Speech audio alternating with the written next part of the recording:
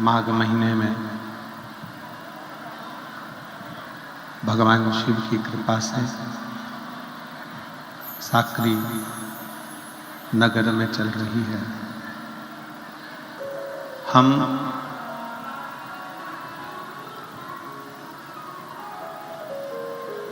जब शिव महापुराण की कथा की ओर अग्रसर होते हैं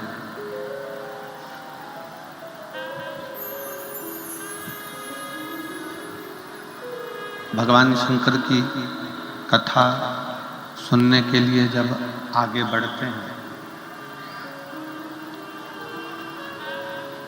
तो ये मानकर चले कि कहीं ना कहीं भगवान ओघड़दानी भगवान शिव स्वयं चाहते हैं कि आप अपने मन का भाव मुझसे कहे, संसार वालों से नहीं। ये स्वयं शिव चाहते हैं।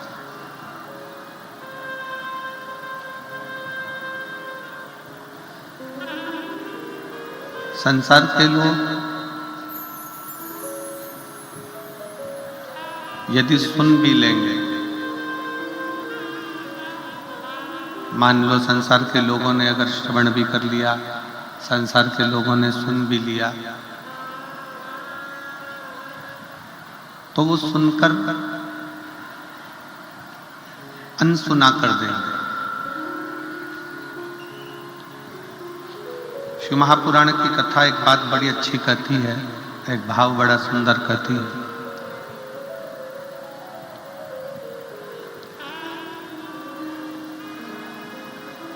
कि अपने विचारों को, अपने मन के भावों को कहा उसी से जाए जो सुनकर आपके मन की दशा को समझकर कुछ अच्छा कर सकता है।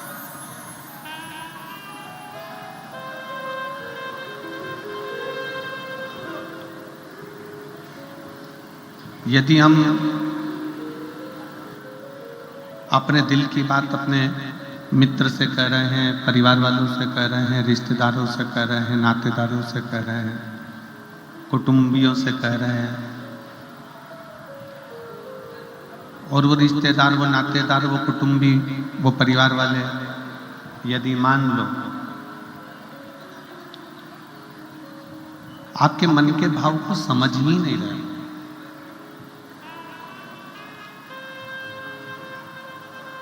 आपके मन के विचारों को समझ ही नहीं रहे, तो फिर उनसे कहने का मतलब क्या?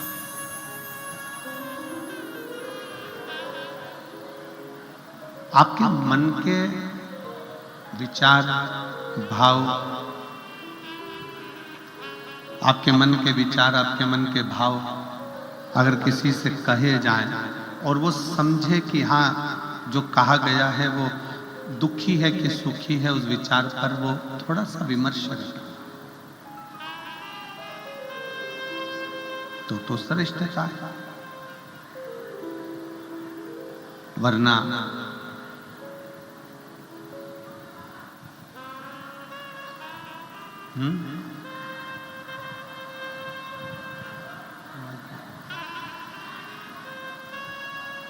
अपने विचारों की,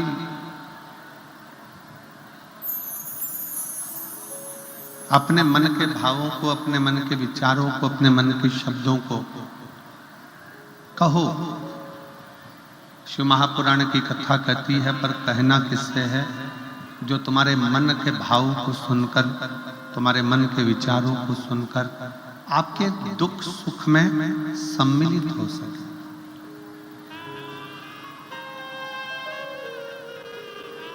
और शंभु शरणे मांगो घड़ी दुख काटो दया करी में दर्शन आतो शंभु शरणे मारो घड़ी रे घड़ी दुख काटो दया करीने दर्शन आपो। शिव महापुराण में एक बात बड़ी सुंदर आती है।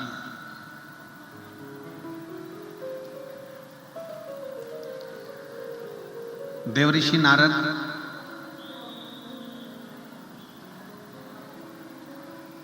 जिनके भीतर थोड़ा सा अहंकार प्रगट हो गया,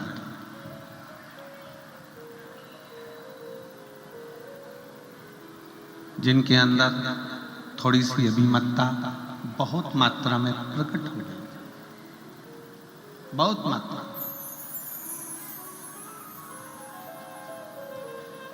सूरत की कथा में एक बात कही थी कि चामड़े का जूता और चामड़े के शरीर में रखा हुआ अहंकार लेकर कभी भगवान के पास मत जाओ। चामड़े का जूता भी बाहर रख दो और चमड़े के शरीर में रखा हुआ अहंकार भी बाहर।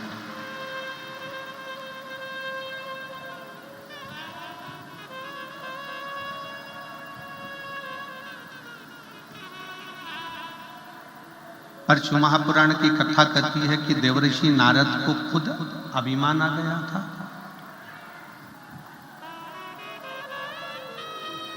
देवऋषि नारद को खुद अभिमत्ता आ गई थी, अहंकार आ गया था।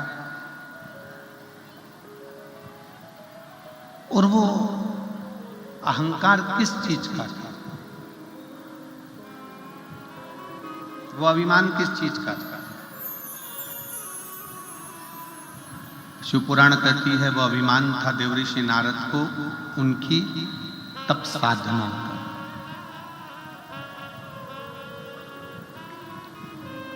उनकी तपस्या का। देवऋषि नारद को अभिमान था कि मैंने कामदेव पर विजय प्राप्त कर ली है, कामदेव को जीत लिया है, कामदेव को जीत कर मैं आगे बढ़ गया हूं। तो ये जो अहंकार, जो ये अभिमत्ता थोड़ी सी देवऋषि नारद के अंतर्गत आ गई थी, तो देवऋषि नारद को देवताओं से दूर होना पड़ा।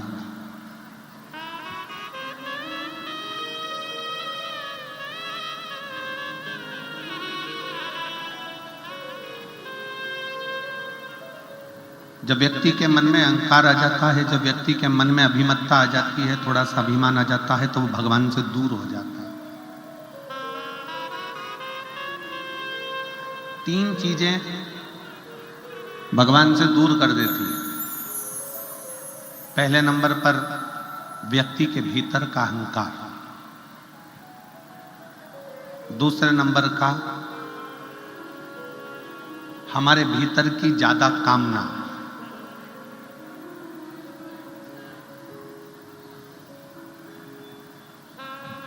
और तीसरे नंबर पर लोभ। एक अहंकार, कामना और लोभ, ये तीन ऐसी है कि जो हमें परमात्मा से दूर कर देती। जैसे जैसे भीतर अहंकार आता चले जाता है, अभिमान बढ़ता चले जाता है, अभिमत्ता आती चली जाती है, वैसे वैसे परमात्मा दूर होते चले जाता है। भीतर काम जाग जाता है, कामनाएं बढ़ती चली जाती है। भगवान मुझे ये दे देना, भगवान मुझे वो दे देना, भगवान मुझे ये प्रदान कर देना। और मान लो भगवान ने यदि तुमको वो नहीं दिया तो तुम्हारे भीतर निराशा उत्पन्न हो जाती है और तुम भगवान से दूर हो जाते हो।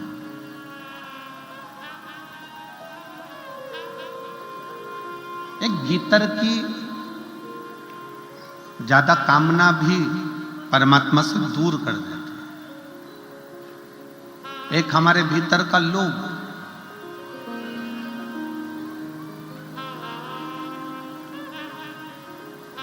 ऐसा नहीं है कि भगवान ने किसी को कुछ नहीं दिया। शिव महापुराण की कथा कहती है, भगवान शंकर का चरित्र कथा है। शिव महापुराण की कथा कहती है कि पृथ्वी पर जब मनुष्य जन्म लेता है, पृथ्वी पर जब मानव जन्म ले रहा होता है, तब मेरे विश्वनाथ उसके ललाट पर ये लिखकर भेज देते हैं कि तू जितनी मेहनत करेगा उतना तुझे फल प्राप्त होता चले जाएगा। तू जितनी मेहनत कर,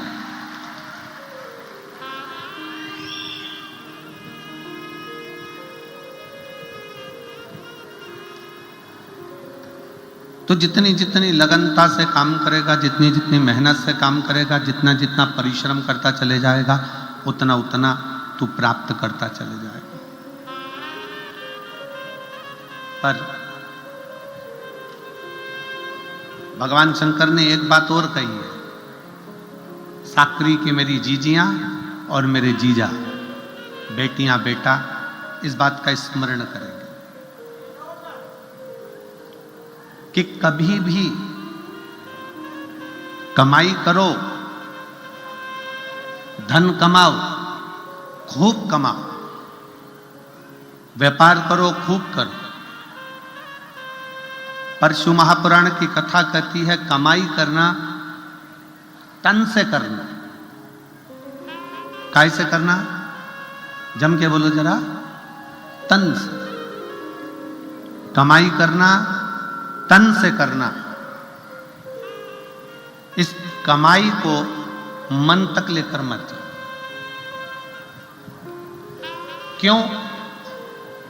कमाई करने बैठे कोई व्यापारी रुपये लेकर भाग गया, कोई धन डूब गया, कोई पैसा चले गया, और तुम मन से अगर कमाई कर रहे थे, पैसा डूबा कि तुम्हें अटैक आया, टेंशन आया, डिप्रेशन में पड़ गए। मन से अगर तुम कमाई कर रहे थे तो तुम कहीं ना कहीं बीमार पड़ जाओ। इसलिए शिव महापुराण की कथा कहती है कमाई करो तन से और भजन करो मन से। कमाई तन से करिए। अगर कमाई करना है तो तन से करो, खूब अच्छे से। इस शरीर के द्वारा जितना कमा सकते हो, इस शरीर के द्वारा जितना ला सकते हो लेकर आओ, जितना कमा सकते हो उतना कमाओ, जितना कर्म करना हो उतना करो। कमाई तन से करो और खूब करो, पर इस कमाई को मन तक लेकर मत जाओ।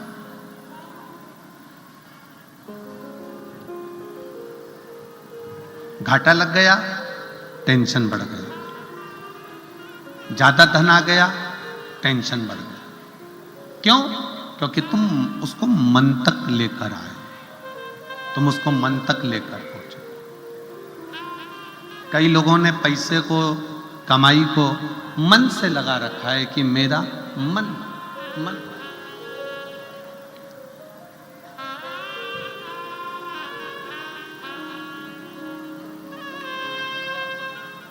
शिव महापुराण की कथा कहती है तुम्हारी कमाई, तुम्हारा धन मन तक नहीं जाना चाहिए। तुम्हारी कमाई, तुम्हारा धन तन तक रहे पर मन तक ना पहुंचे। मन तक पहुंच गया, कोई घाटा लग गया तो तकलीफ, मुनाफा हो गया तो तकलीफ। कहीं ना कहीं व्यक्ति धीरे धीरे धीरे धीरे डिप्रेशन की ओर बढ़ता चले जाता है, टेंशन की ओर बढ़ता चले जाता है। इसलिए शिव महापुराण की कथा कहती है कि तुम्हारी कमाई तन तक रहे, मन तक मत जाने।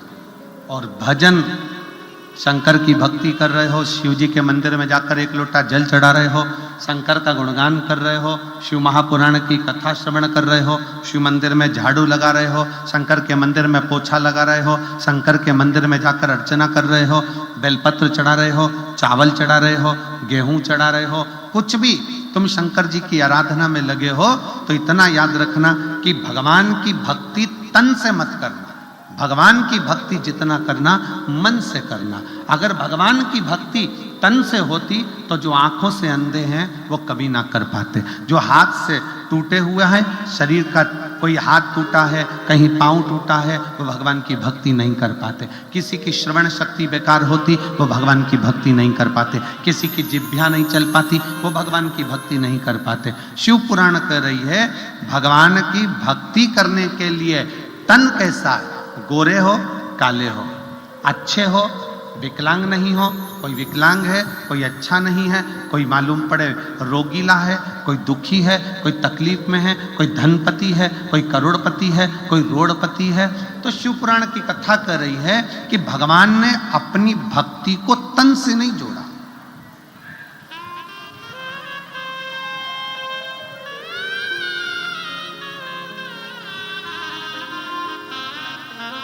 भगवान ने अपनी भक्ति को केवल मन से जोड़ा, केवल मन से। इसलिए शिव महापुराण की कथा कहती है कि मत बुरे कर्म कर बंदे वरना पछताएगा, भगवान की आंखों से तू बच नहीं पाएगा, तू बच नहीं पाएगा। अरे ओ अज्ञानी मत करना नादानी, अरे ओ अज्ञानी मत करना नादानी। तेरे कर्म का फल भी तू ही पाएगा, जैसा किया तूने तेरे आगे आएगा। तेरे कर्म का फल भी तू ही पाएगा, जैसा किया तूने तेरे आगे आएगा। मत बुरे कर्म कर बंदे, मत बुरे कर्म कर बंदे वरना पछताएगा, भगवान की आंखों से तू बच नहीं पाएगा, तू बच नहीं पाएगा। खूब कमाओ, दिल से कमाओ, खूब धन एकत्रित करो दिल से, तुम्हारा मन पड़े उतना उतना इकट्ठा करो, ये शरीर के माध्यम से जितना कर सकते हो करो।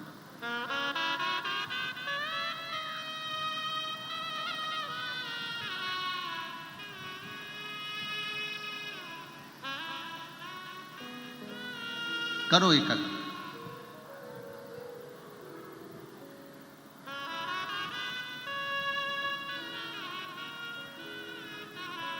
कल एक जब हम यहाँ से गए तो नीचे किसी ने एक प्रश्न किया, कहा गुरुजी आप कहते हो कि शिव पुराण, शिवालय, शंकर जी का मंदिर, देवालय,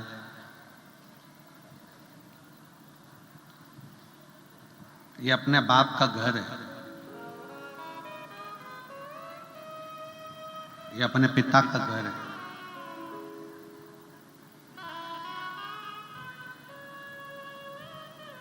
क्या ये सत्य है?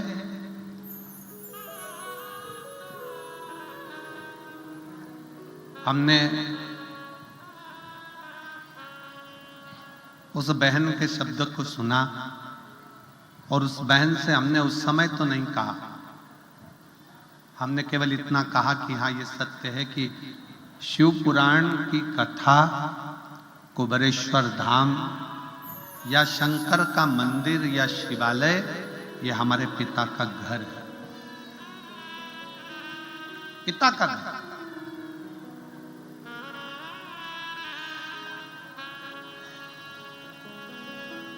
किसी दूसरे मंदिर में जाओगे तो स्वतंत्रता नहीं है।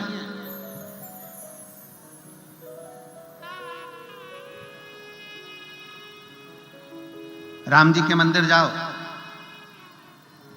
दर्शन करिए, पूजन करिए, भोग लगाइए, दीप जलाइए, पर राम जी महाराज का स्पर्श, जानकी जी का स्पर्श नहीं कर सकते। बिहारी जी के मंदिर जाओ, ठाकुर जी के मंदिर जाओ, कृष्ण जी के मंदिर जाओ, दूर से दर्शन कर लीजिए, भोग लगाइए, आरती करिए, पूजन करिए, पर स्पर्श नहीं कर सकते। देवी जी के मंदिर जाओ, दर्शन करो, पूजन करो, पर स्पर्श नहीं कर सकते। पर मेरे शंकर भगवान के मंदिर में तो एक लोटा जल लेकर जाओ, चढ़ाओ, स्पर्श करो और बड़े अलमस्त से, जैसे एक बेटी अपने बाप के घर आकर आराम से रहती है, वैसी अलमस्तता, पूर्ण स्वतंत्रता के साथ।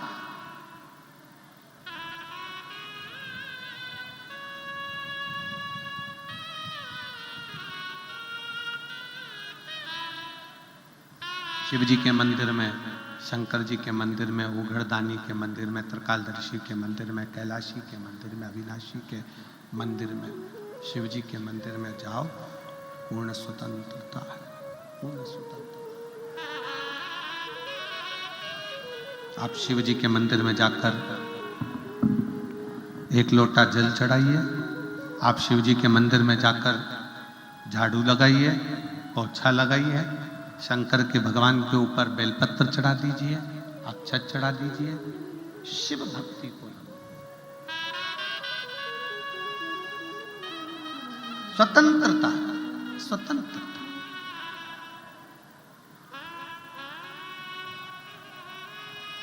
क्योंकि शंकर जी के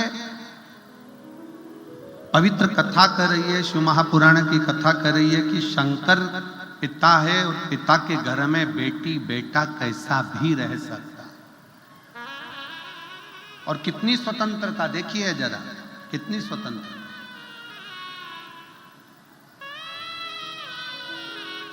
शिव जी के मंदिर की कितनी स्वतंत्रता है, भगवान देवाधिदेव महादेव के कितनी स्वतंत्रता है। किसी भी देवता का आप भजन कर रहे हैं, किसी देवता का मंत्र जाप कर रहे हैं, किसी देवता का स्मरण कर रहे हैं, तो मंत्र में थोड़ी सी भी गलती हो गई तो देवता स्वीकार नहीं करते। पर शिव महापुराण की कथा कहती है, शंकर जी की पूजन में, शंकर जी की आराधना में, शंकर जी के मंत्र जाप में अगर थोड़ी बहुत गलती हो भी गई तो शंकर अपना गण समझकर उसको स्वीकार कर लेते हैं कि ये मेरा गण है।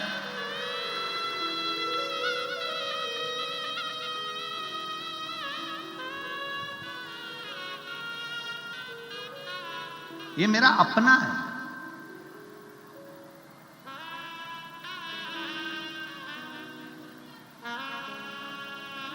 शिव जी के कितने गण, भृंगी, श्रृंगी, नंदी, बहुत सारे गण ऐसे हैं शंकर जी के। किसी के नेत्र नहीं है, किसी का नेत्र है, किसी का हाथ नहीं है, किसी का हाथ है, किसी का पांव नहीं है, किसी का पांव है, किसी की वाणी नहीं है, किसी की वाणी है, किसी की श्रवण शक्ति नहीं है, किसी की श्रवण शक्ति है। अब जरा विचार करिएगा कि शिव जी के जितने गण हैं, शंकर भगवान के जितने गण हैं, क्या वो स्तुति करना जानते होंगे? जम के बोलो जरा, जानते होंगे? शंकर जी के जितने गण हैं, क्या शंकर जी की पूरी पूजन विधान जानते होंगे? जम के बोलो। नहीं। शंकर जी के गण ना तो विधान जान रहे हैं, ना पूजन जान रहे हैं, तो भी शिव के गण अपने पास में शंकर भगवान अपने नजदीक में रखे हैं। क्यों? क्योंकि वो मेरा भजन, मेरा पूजन अपने तन से नहीं कर रहे हैं, शिव जी इसलिए पास में रखे हैं कि ये सारे गण मेरा भजन पूजन अपने दिल से, अपने मन से कर रहे हैं। और शिव जी को मन का करा हुआ भजन प्रिय लगता।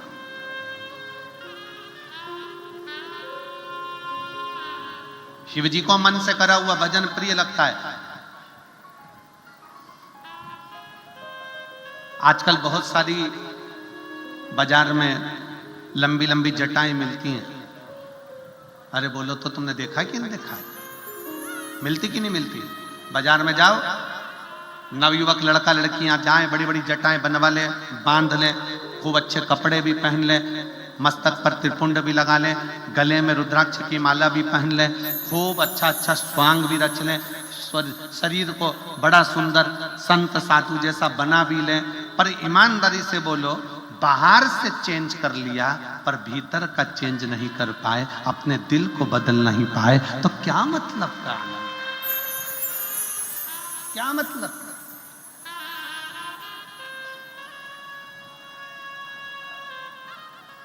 थोड़ा चेंज करना।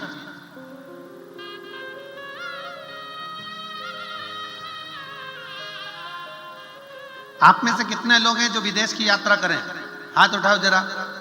कभी भी गए हो, परिवार का कोई व्यक्ति गया हो, रिश्तेदार, नातेदार, कुटुंब, कबीला, कोई गया हो, जरा हाथ उठाओ। तो तुम में से कितने लोग हैं जिनके परिवार वाले विदेश की यात्रा करके आए? चलो रख लो, धन्यवाद।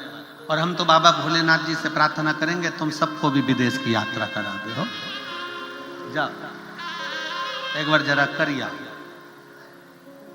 अब विदेश की यात्रा करने वालों से निवेदन है, जरा विचार करिएगा। भारत का नोट, भारत का पैसा नेपाल में चलता है क्या? जम के बोलो जरा। नहीं। भारत का पैसा दुबई में चलता है क्या? नहीं। भारत का पैसा या मान लो पाकिस्तान का पैसा भारत में चलता है क्या? नेपाल का पैसा भारत में चलता है क्या? नहीं। भारत का पैसा अमेरिका में चलता है क्या? नहीं। क्या करना पड़ेगा? पैसा अपना है, पर जाने पर अपने पैसे की करेंसी को चेंज करना है, अपने पैसे को वहां के पैसे से चेंज करना। अपना चलेगा क्या? जम के तो बोलो, नहीं चलेगा। क्या करना पड़ेगा? अपने पैसे को वहां का पैसा बनाना पड़ेगा, चेंज करना पड़ेगा, करेंसी चेंज करना पड़ेगी, तो अमेरिका में चलेगी। अपना पैसा नेपाली करेंसी में चेंज करो, नेपाल में चलेगा। अपना पैसा पाकिस्तान की करेंसी में चेंज करो, वहां चलेगा। अपना पैसा यूके ले जाओ, वहां चलेगा। पर अपने पैसे की करेंसी चेंज करना पड़ेगा, अपना पैसा थोड़ा उनके पैसे में बदलना पड़ेगा।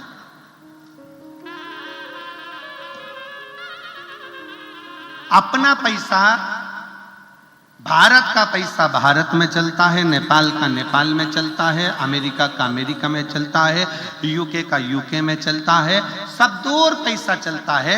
बस अपने देश में आओगे तो करेंसी चेंज करना पड़ेगी। उसी तरह परमात्मा के पास जाओगे तो भी करेंसी चेंज करना पड़ेगी। पैसा डायरेक्ट नहीं ले जा सकते, अच्छा कर्म कर दो और चेंज कर कर अच्छे कर्म के रूप में लेकर चले जाओ, करेंसी चेंज।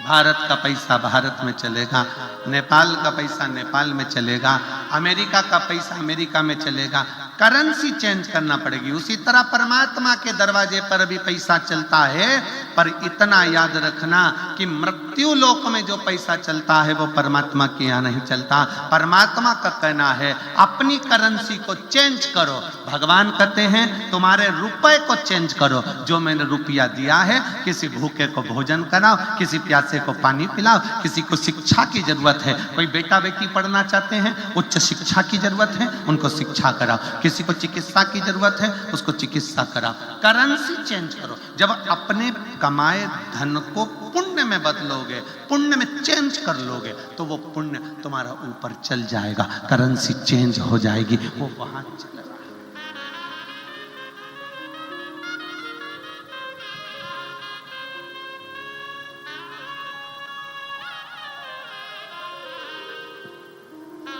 उसी तरह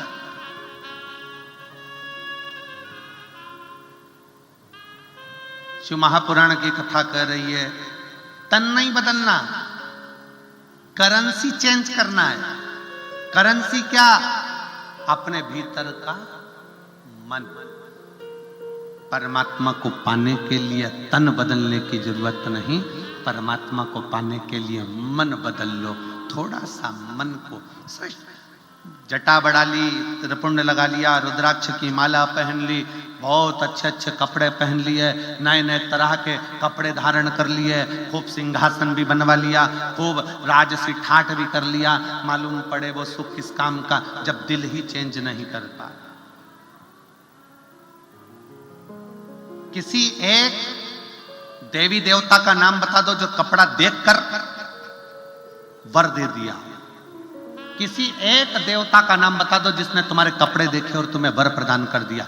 मीराबाई के कपड़े नहीं देखे, कर्माबाई के कपड़े नहीं देखे, नामदेव जी के कपड़े नहीं देखे, संत तुकाराम जी के कपड़े नहीं देखे, जीजाबाई के कपड़े नहीं देखे, मुक्ताबाई के कपड़े नहीं देखे, भगवान ने पौंडलिक के कपड़े नहीं देखे। भगवान कपड़ा देखकर कभी वर नहीं देता, भगवान कलेजा देखकर अपना वर प्रदान कर देता है कि इसको क्या दे।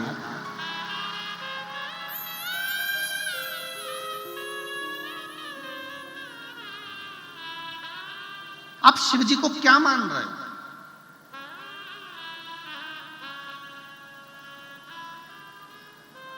ए मेरी जीजियों, कुबेरेश्वर बाबा की धरा पर सीहोर में कभी भी आना ना तो घर वालों को यह कहकर आना कि मैं अपने मायके जा रहा हूं, मैं कुबेरेश्वर धाम नहीं जा रहा।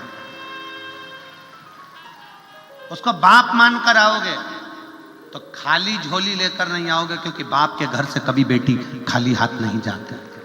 कुछ ना कुछ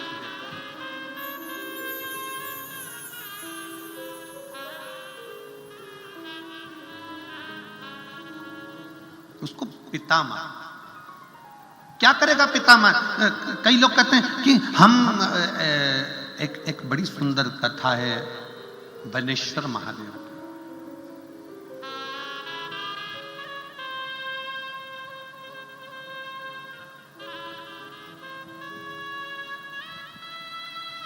भारत की भूमि पर शंकर जी का एक शिवलिंग ऐसा भी है जो एक लड़की के नाम से पूजाता है।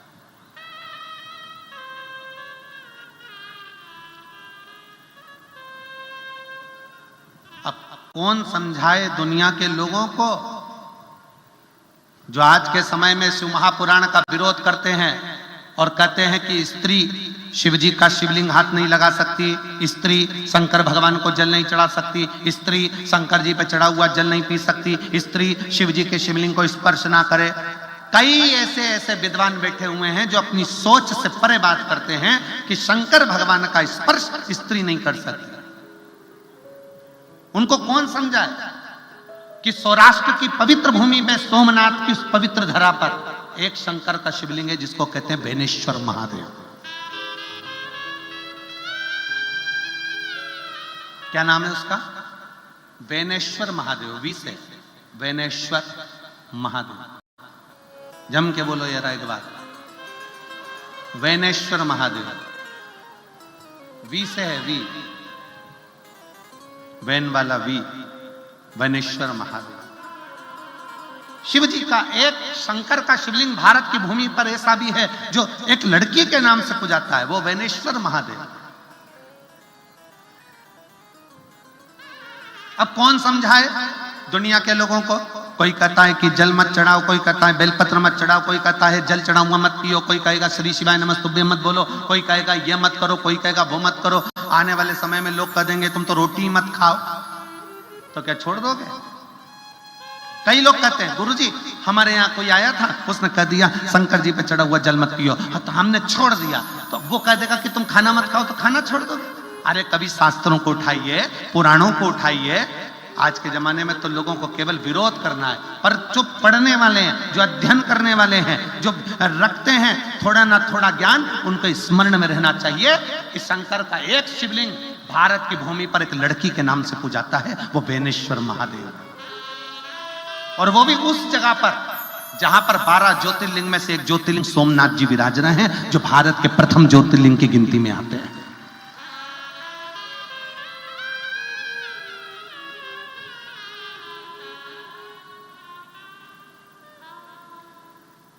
प्रथम ज्योतिर्लिंग की गिनती में आते हैं बेनेश्वर महादेव। एक बार सब प्रेम से बोलेंगे, बोल बेनेश्वर महादेव की हार हार। आवाज नहीं आई।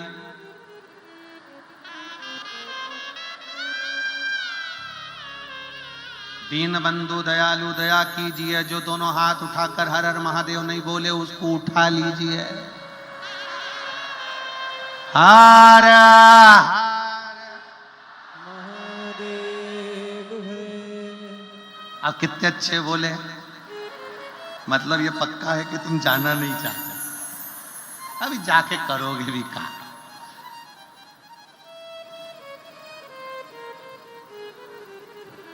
यमराज आ भी जाए ना तो कह देना अभी मैं कथा सुन रही हूं, पड़ोसन को ले जाए। अभी मैं कथा में लगा, मेरे को नहीं जाना।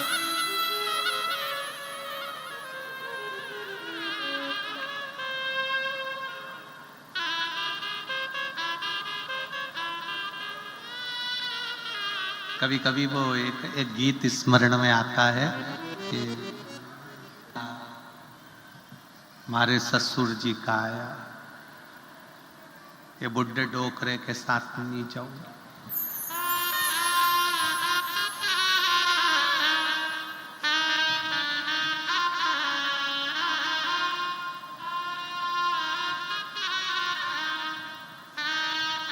दूसरा संदेश हमारे जेठ जी का आया, ये मुछंदर के साथ नहीं जाऊंगी।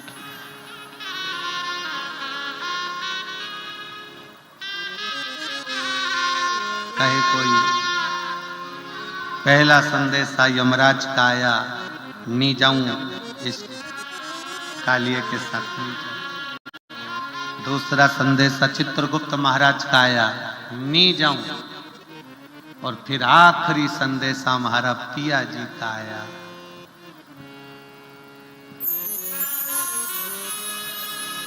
आखिरी संदेशा मेरे विश्वनाथ का आया, नंदी पर बैठ चली जाओ। कब?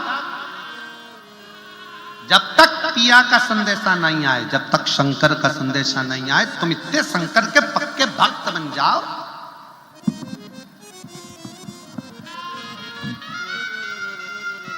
शिव जी के इतने पक्के भक्त बन जाओ, शंकर के इतने पक्के भक्त बन जाओ कि अगर तुम्हारे शरीर में रोग भी हो तो डॉक्टर भी शंकर बनकर आए और तुम्हारा रोग ठीक कर कर। समय लगेगा थोड़ा, 6 महीने लग सकते हैं, 8 महीने लग सकते हैं, 1 साल लग सकता है, 2 साल लग जाएगा। शंकर की भक्ति करे जाओ। वो फिर इसी गीत में एक लाइन और है, साल 2 साल नहीं डोली रख दो।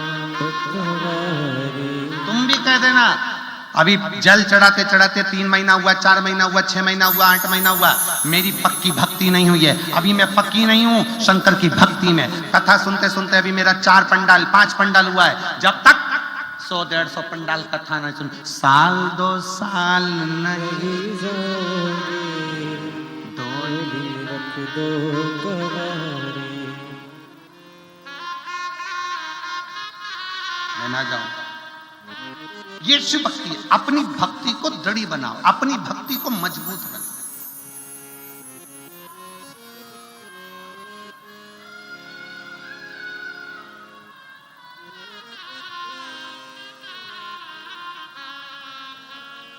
और जब अपनी भक्ति को मजबूत बनाओगे, अपनी भक्ति को जब दृढ़ बनाओगे तो शिव मिलेगा।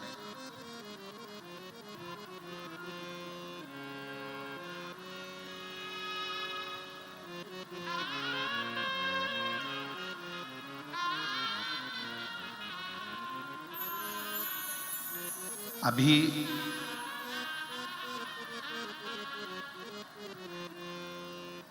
एक वीडियो हम दिखाना नहीं चाहते हैं, दिखाएंगे तो उससे क्या होता है कि लोगों को मन में असंतोष आता है। एक गांव में सारे गांव की माताएं शंकर जी के मंदिर में जब जल चढ़ाने जाने लगी, खूब जल चढ़ाने लगी, खूब, तो वहां पर मंदिर का एक सेवादार उसको गुस्सा आने लगा कि जो भी आता है जल चढ़ाता है चले जाता है, जल चढ़ाता है चले जाता है, जल चढ़ाता है चले जाता है, उसको गुस्सा है। उसने शंकर भगवान का जो शिवलिंग रखा था, वो शिवलिंग की पूरी जगह को उसने कांच की पेटी में जड़ दिया, कांच की पेटी में, और लगा दिया ताला।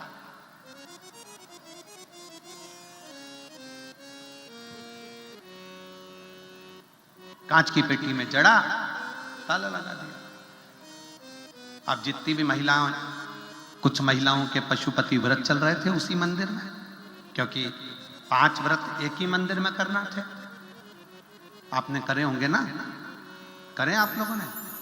तो 5 व्रत एक ही मंदिर में होते हैं। तो उस महिला के, कई महिला थी गांव की जिनके पशुपति व्रत चल रहे थे। अब वो पूजन के लिए गई तो देखा कि शंकर का शिवलिंग तो पूरा कांच की पेटी में बंद कर दिया, कांच की पेटी में, और ताला लगा दिया। बड़ी परेशान। स्टील की उसकी फ्रेम बना दी, उसमें कांच लगा दिया और पेटी में बंद कर दिया। अब महिला का, उसने सोचा हो सकता है कि बंद कर दिया है तो एक व्रत छोड़ो, अगला व्रत कर लेंगे। महिला ने एक व्रत छोड़ा, 2 व्रत छोड़ा। गांव की कई महिलाओं के पत्र सीहोर पहुंच गए।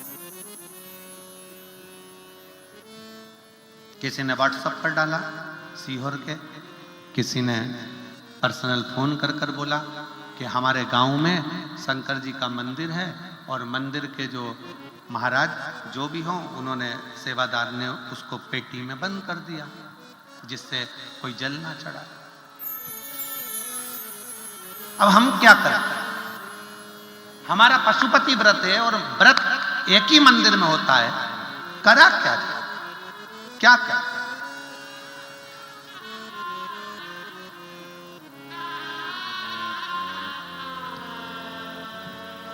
आश्रम से फोन आया कुबेरेश्वर धाम से कि गुरुजी ऐसी ऐसी बात है, अब क्या करा जाए? तो हमने कहा महिलाओं को कहो तुम तुम्हारा पशुपति व्रत चालू रखो, जल सामने एक कटोरा रखो, उस कटोरे में महादेव को देखते देखते चढ़ाओ, बाकी का सब महादेव संभाल लेगा, सब संभाल। महिलाओं ने, गांव की 25-30 महिला व्रत कर रही थी, उन्होंने अपना पशुपति व्रत प्रारंभ करा। जैसे जैसे व्रत पहला हुआ, जिसने कांच में बंद करा था उसके शरीर को शिथिलता हो गई, रोगग्रस्त। दूसरा आया, और ज्यादा तकलीफ हो गई। पत्नी पशुपतिनाथ का व्रत करने वाली स्त्रियों के पास में जाकर बैठ गई, हाथ जोड़कर बोला मेरे को समझ में नहीं आ रहा, मेरा पति की तबीयत इतनी ज्यादा खराब हो गई कि उसका शरीर काम करना बंद कर दिया, हाथ पूरा मुड़ गया, पांव से चल नहीं पा रहा, मंदिर तक नहीं आ पा रहा, क्या करें? उसने कहा तुम्हारे पति ने कुछ गलती कर दी क्या? मेरे पति ने ये पेटी शंकर जी के शिवलिंग को पैक मेरे पति ने करवाया, क्योंकि कई लोग जल चढ़ाने सुबह दोपहर आते रहते हैं तो वो परेशान हो गया, तो उसने पेटी में ताला लगा दिया। अब क्या करें हम? तो उन माताओं ने फिर फोन करा आश्रम में कि ऐसा ऐसा हो गया है। फिर आश्रम में सूचना करी कि उससे कहो कि वो पेटी हटाए, उसकी पत्नी भी पशुपतिनाथ का व्रत करे और बाबा को अपनी गलती की क्षमा मांगे। आज वापिस वो महाराज चलने भी लगा और हाथ पर काम करने भी लगा। शिव है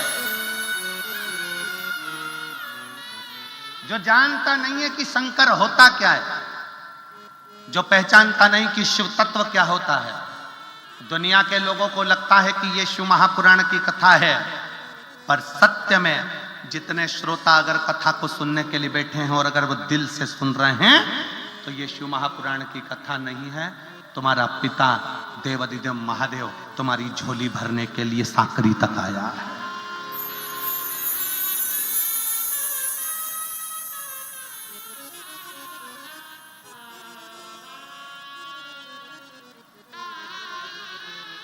साकरी तक आया। जो नहीं समझते, क्या स्त्री शंकर के शिवलिंग का स्पर्श कर सकती है? क्यों नहीं कर सकती? अगर स्त्री शंकर जी के शिवलिंग का स्पर्श नहीं कर पाती तो पार्वती जी ने शंकर के शिवलिंग की पूजन क्यों करी? माता जानकी जी ने शिवलिंग का निर्माण क्यों करा? माता कौशल्या ने शंकर के शिवलिंग का निर्माण क्यों करा?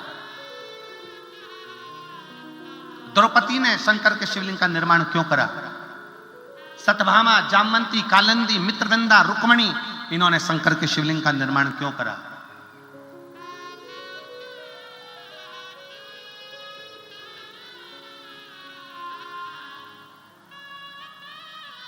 जो नहीं जानता वो शंकर की पूजन का भी, शंकर पर चढ़ने वाले एक लोटे जल का भी, शंकर के मंत्र स्मरण का भी विरोध करता रहता। पर मेरा निवेदन है जीजियों, मेरा निवेदन है मेरे जीजाओं, मेरी बेटियों बेटाओं, कभी भी याद रखना, सत्य थक जाएगा पर सत्य हारेगा नहीं। सत्य हारता नहीं है, सत्य सत्य रहता।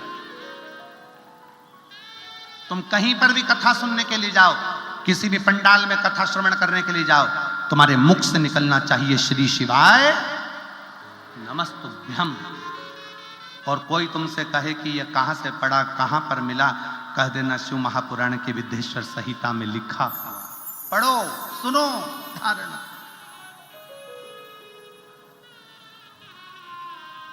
क्या दे सकता है श्री शिवाय नमस्तुभ्यम? तो उनको ये पत्र है, ये पत्र में वर्णन किया।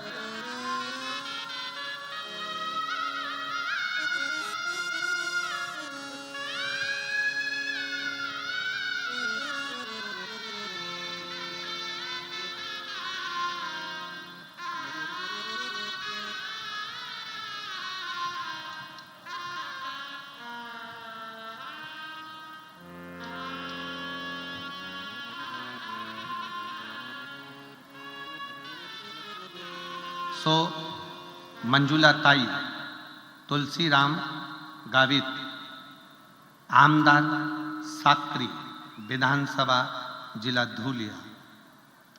मैं मंजुला तुलसीराम गावित साकरी विधानसभा की विधायक हूँ। धन्यवाद, आपको बहुत बहुत बधाई। कहीं बैठी हो तो हाथ हिलाइएगा। बहुत बहुत बधाई आपको। साधु। मैं बाबा का बहुत बहुत धन्यवाद करना चाहती हूँ। मैं साकरी की विधानसभा में हूँ। शिव महापुराण कथा का आयोजन बाबा की कृपा से, बाबा की ही इस पवित्र भूमि पर हो रहा है। मेरे पति को सितंबर 2022 में ब्लड कैंसर डिटेक्ट हुआ। मेरे पति को नासिक के अशोक हॉस्पिटल में इलाज शुरू किया गया। कहीं बैठे हो तो आप लोग आ जाइए, एक बेलपत्र ले जाइए। आ जाओ। किया, अशोका हॉस्पिटल में इलाज कराया। मेरे पति की हालत बहुत गंभीर हो गई। 6 महीने हॉस्पिटल में एडमिट थे। इलाज पूरा होने के बाद मेरे पति को घर लेकर आए। उनके खाने पीने की समस्या ज़्यादा गंभीर हो गई, चलने फिरने की समस्या ज़्यादा गंभीर हो गई, साथ शरीर छोड़ने लगा। ऐसा लगा अब क्या करें। तब किसी एक पुलिस अधिकारी ने बताया कि दीदी आप एक काम करो कि एक बार इनको लेकर सीहोर चले जाओ। एक पुलिस अधिकारी ने मुझे ये सुझाव दिया। तब डॉक्टर साहब को सीहोर जिले में भगवान शंकर के पास में कुबेरेश्वर धाम पर ले गई। कुबेरेश्वर धाम कंकर शंकर की पूजन करी। पूजन कर कर वहां का रुद्राक्ष लिया, लेकर आई। पानी में गलाना, शिव जी को चढ़ाना और रोज शंकर के मंदिर में जाकर अर्चना करना। आज मेरे बाबा की कृपा से मेरे पति स्वस्थ होकर इस कार्यक्रम के सेवादारों के साथ में, यहाँ के सबके साथ मिलकर कार्य को संभाल रहे हैं। साधु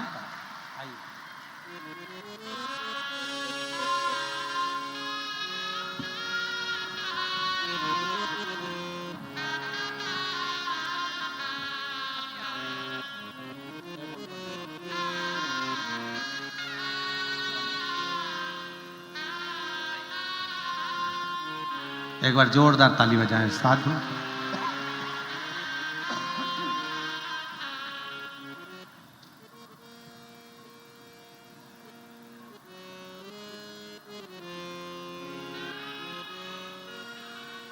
एक लाइन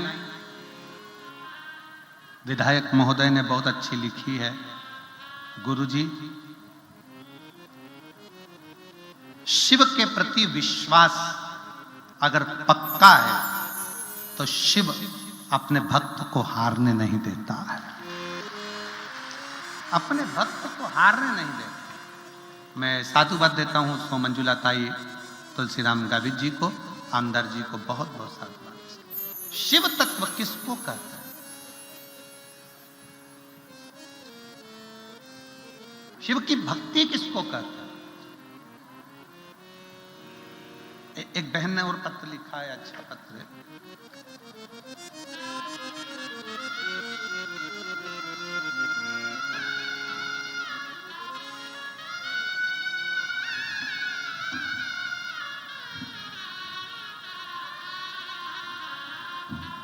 मैं सो अनीता संतोष जाधव, रह निवासी मुकाम,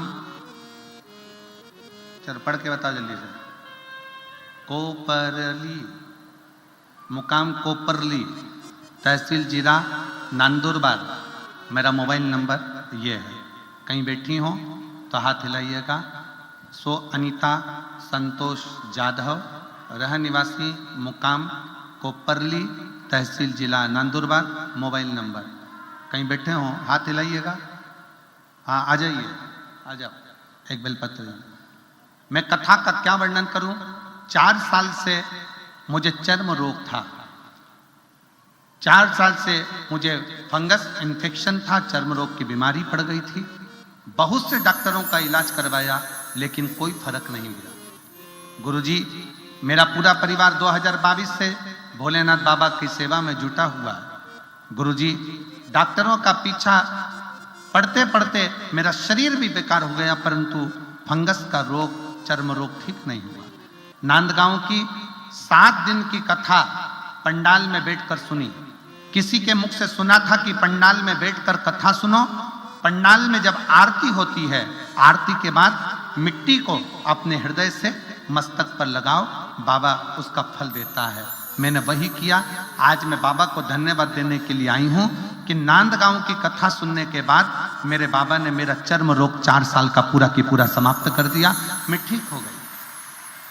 गुरुदेव, मैं बाबा को एक बात और कहना चाहती हूं कि भगवान भोलेनाथ जब भी देता है तो छप्पर फाड़ कर देता है। मैंने तो केवल कथा में अपने चर्म रोग को ठीक करने के लिए सुनी थी, पर एक दिन की कथा में मेरे मन में आया कि मेरे बेटे की सरकारी नौकरी लगना चाहिए। मैंने कथा के पंडाल में बैठकर बाबा से उसके लिए भी प्रार्थना करी और बाबा को मैं धन्यवाद देती हूं। आज मेरा बेटा शासकीय स्कूल में शिक्षक के पद पर पदस्थ हो गया है। मैं बाबा को यहाँ प्रणाम करने के लिए आई हूं, बाबा को नमन करने के लिए।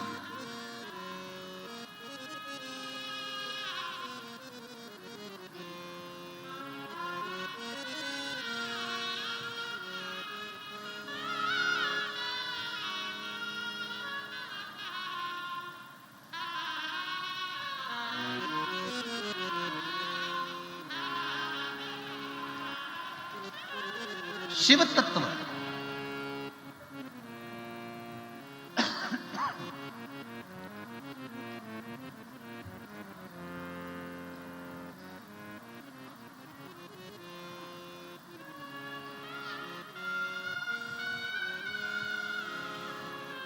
भगवान ओघड़दानी, मेरे शंभु, मेरे त्रिकालदर्शी, मेरे कैलाशी, मेरे अविनाशी पर किया गया भरोसा कम ना रहे।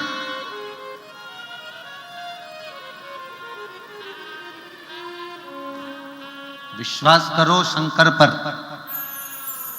भरोसा करो मेरे देवाधिदेव महादेव पर, और इतना भरोसा करना कि वो अंत तक टूटे ना, अंत तक टूटे।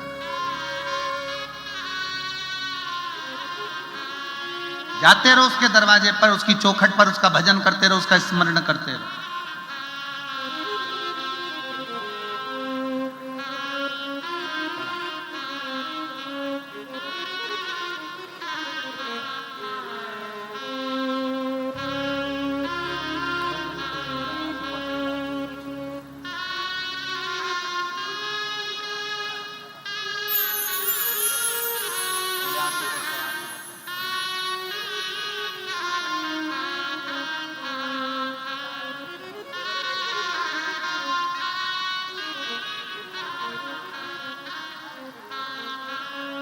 दीदी कह रही हैं कि मेरा रोग ज़्यादा था पर बाबा ने मुझे ठीक कर दिया।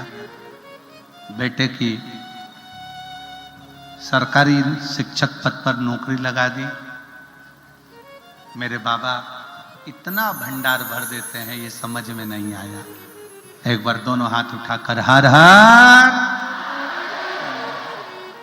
हृदय चित्त मन वृत्ति शिव में लगाए। श्री शिवाय नमस्तुभ्यं। श्री शिवाय नमस्तुभ्यं। श्री शिवाय नमस्तुभ्यं। भोला सब दुख काटो मारा, भोला सब दुख काटो मारा। शिव शंकर जपो तेरी माला, भोले बाबा जपो तेरी माला।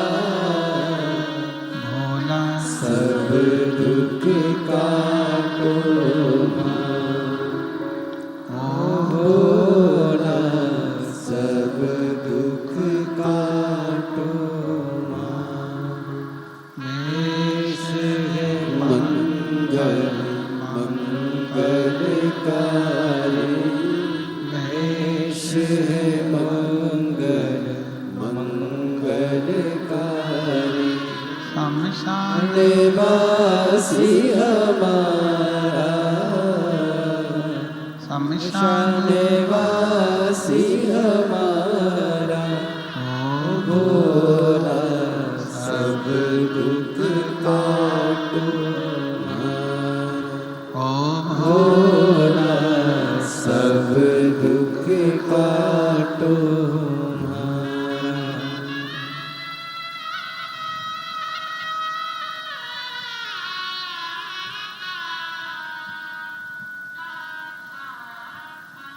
भगवान वो वरदानी त्रिकालदर्शी कैलाशी विनाशी शिव शंकर की कथा कह रहे हैं, बाबा का चरित्र कह रहा है।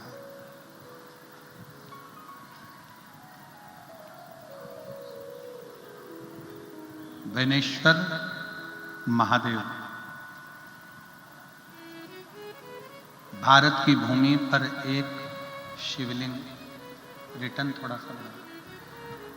भारत की शिवलिंग, भारत की भूमि पर एक शिवलिंग ऐसा भी है जो एक लड़की के नाम से,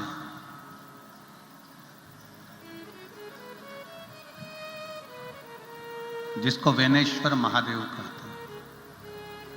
वैनेश्वर कभी आप लोग सोमनाथ जी जाएं और सोमनाथ जी में कभी आप पहुंचे,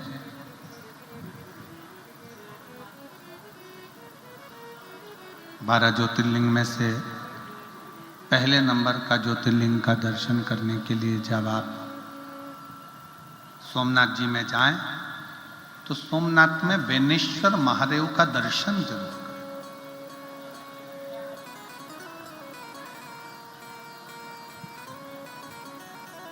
ये उनके लिए है जो कहते हैं कि स्त्री लड़की शंकर का शिवलिंग का स्पर्श नहीं कर सकती, उनके लिए ये प्रेरणादायक है।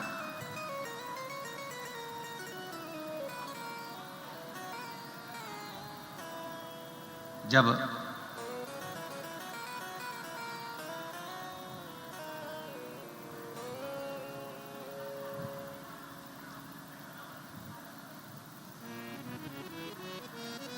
मुगलों की सेना ने, मोहम्मद गजनबी ने सोमनाथ में इतना खजाना देखा तो उसने उस खजाने को लूटने का विचार किया।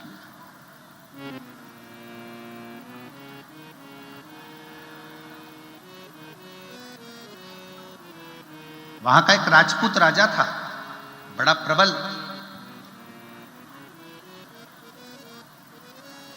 और मोहम्मद गजनबी ने जब अपने सैनिकों को भेजा कि जाओ, जाकर तैयारी करो सोमनाथ को लूटने की,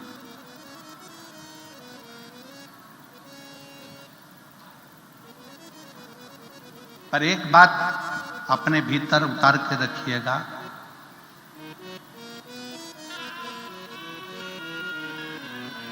लूटने वालों ने भले लूट लिया हो, पर आज वापिस मेरा सोमनाथ महादेव ऐसे ही सोने और हीरे से भरा पड़ा हुआ है। फिर वापिस वैसा की वैसे।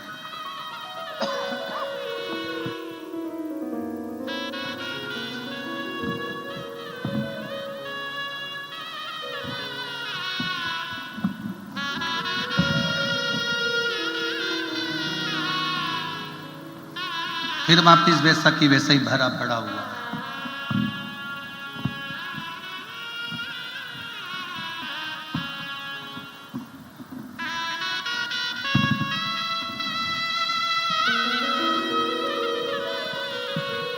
जहां शिव है, जहां शंकर है, वहां वैभव की कभी कमी नहीं। कभी आपने अंदाजा लगाया कि जगत गुरु शंकराचार्य जी ने 4 पीठ का निर्माण करा और चारों पीठों पर शंकर भगवान को स्थापित करा। सोमनाथ, केदारनाथ, रामेश्वरम।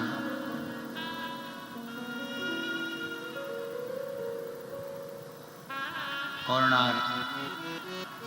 4 पीठ पर जगत गुरु शंकराचार्य जी ने 4 स्थान पर भारत के 4 कोने पर 4 शंकर भगवान के शिवलिंगों की स्थापना क्यों करी?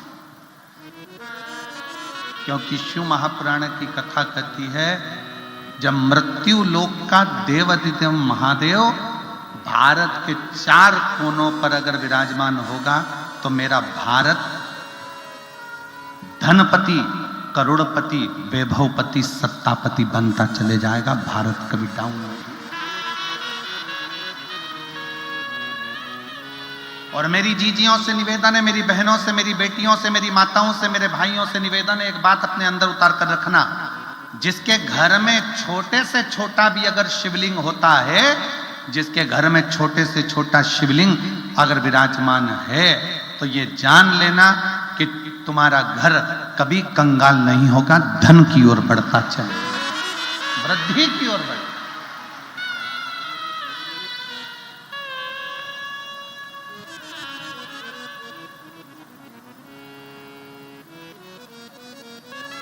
वैभव की ओर बढ़ता है। मोहम्मद गजनबी ने अपने सैनिकों को भेजा, जाओ तैयारी करो सोमनाथ की। एक राजपूत राजा, उसको मालूम पड़ गया जितनी सेना आई सारी सेना को खदेड़ भगाया।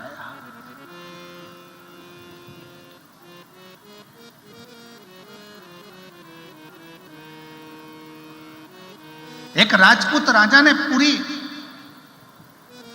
मोहम्मद गजनबी की सेना को खदेड़ दिया था, अकेले राजा। राजपूत कोई साधारण नहीं होते। एक अकेला राजपूत भी 1,000 सैनिकों पर भारी पड़ गया था। एक अकेला सैनिक भागकर वापिस गजनबी के पास पहुंचे और कहा कि महाराज, वहां तो वो राजा का दबाना, उस राजपूत राजा को दबाना बहुत भारी पड़ रहा है। गजनबी, मोहम्मद गजनबी ने यह विचार करा कि वो राजा दबेगा कैसे।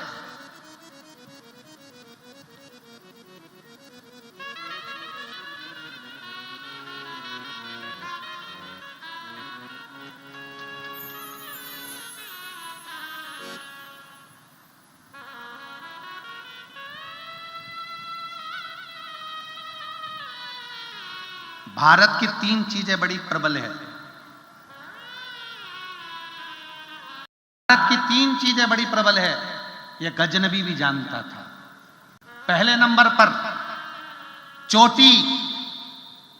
भारत में जन्म लेने वाला सनातनी, चाहे वो ब्राह्मण हो, चाहे वो क्षत्रिय हो, चाहे वो वैश्य हो, चाहे वो शूद्र हो, सब चोटी रखते थे, मतलब हम एकजुट रहते थे। गजनबी को समझ में आ गया कि भारत में 3 चीजें भारी है। पहले नंबर पर चोटी, दूसरे नंबर पर रोटी। भारत की भोजन की व्यवस्था बड़ी प्रबल चलती है, भारत की रोटी बड़ी प्रबल होती है। पहले नंबर पर चोटी, दूसरे नंबर पर रोटी और तीसरे नंबर पर भारत की बेटी बड़ी प्रबल होती है, वो युद्ध में अग्रण्य रहे।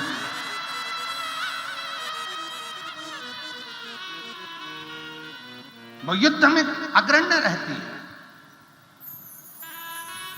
गजनबी ने खबर पहुंचाई सैनिकों के द्वारा, भारत की भूमि से चोटी, रोटी और बेटी तीनों को समाप्त करने का प्रयास करो, इन तीनों को अपना बनाने का प्रयास करो।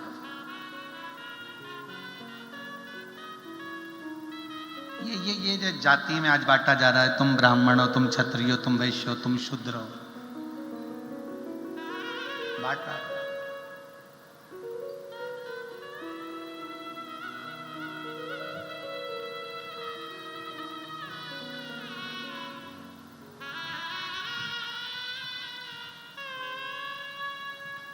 पहले के जमाने में ब्राह्मण भी चोटी रखता था, क्षत्रिय भी चोटी रखता था, वैश्य भी चोटी रखता था, शूद्र भी रखता था।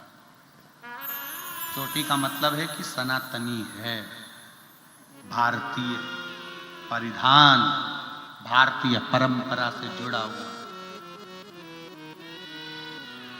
मोहम्मद गजनवी ने सूचना कर दी, पता करो जो राजपूत राजा युद्ध कर कर मेरे सैनिकों को मार रहा है, उसको दबाया कैसे जा सकता है। और कोई दूसरा बताने वाला नहीं था, कोई दूसरा नहीं। कल आपको कथा में कहा था, स्टंप के पास में खड़ा हुआ व्यक्ति ही बल्ले कुदाने वाले व्यक्ति की गिल्ली उखाड़ देता है। कोई अपना ही अपने को मारने का प्लान बना लेता है, किसी दूसरे को। ये जो कहते हैं ना, बहुत सारे जयचंद इकट्ठे हो गए, उसको कहने का सार तत्व क्या है?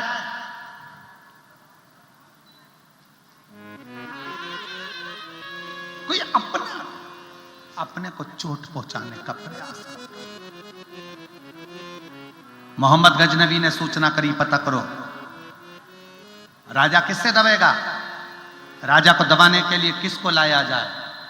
सूचना मिली, दूत गए, सैनिक गए और सोमनाथ की धरा पर रहने लगे, रूप बदलकर, वेश बदलकर।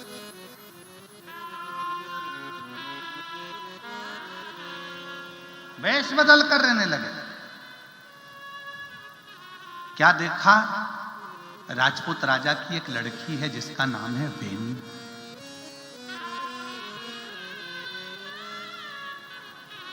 सोमनाथ की पवित्र भूमि पर,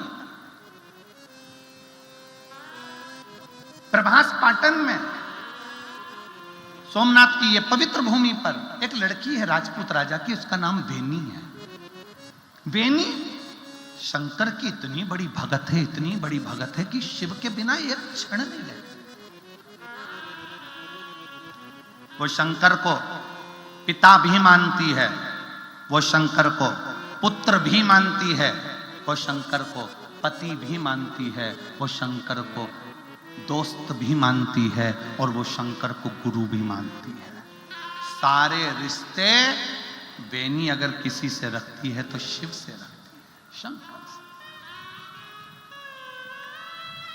साकरी की इन बहनों में, साकरी की इन बेटियों में, साकरी के इन जीजाओं में, साकरियों के इस भाइयों में, कुछ भाई, कुछ बेटे, कुछ बेटियां ऐसी भी बैठी हुई हैं जिन्होंने कथा सुन सुनकर शंकर को अपना सब कुछ मान लिया, जैसे बेनी ने मान लिया था।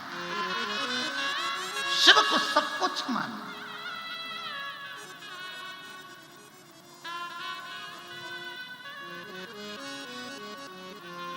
बेनी, राजपूत राजा की लड़की बेनी शंकर को पुत्र मान लेती थी, कभी कभी डांट देती थी शिव जी को। शंकर के शिवलिंग के ऊपर जल चढ़ाने जाती, फूल रखती, नीचे गिर जाता तो डांट देती, क्या है, मैंने फूल रखा है ना आपके ऊपर, रखे रहने दो, बार बार नहीं गिराना। फूल गिरता नहीं। कभी कभी बेनी शंकर को पिता मान लेती, गले लग लेती शिवलिंग। कभी कभी बेनी अपना गाल रखकर शंकर की जलाधारी पर लेट जाती, शिव को पास आकर।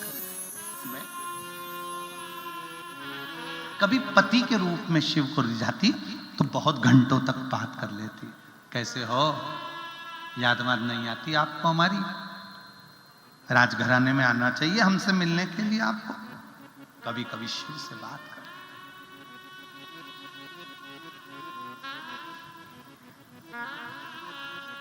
खबर पहुंची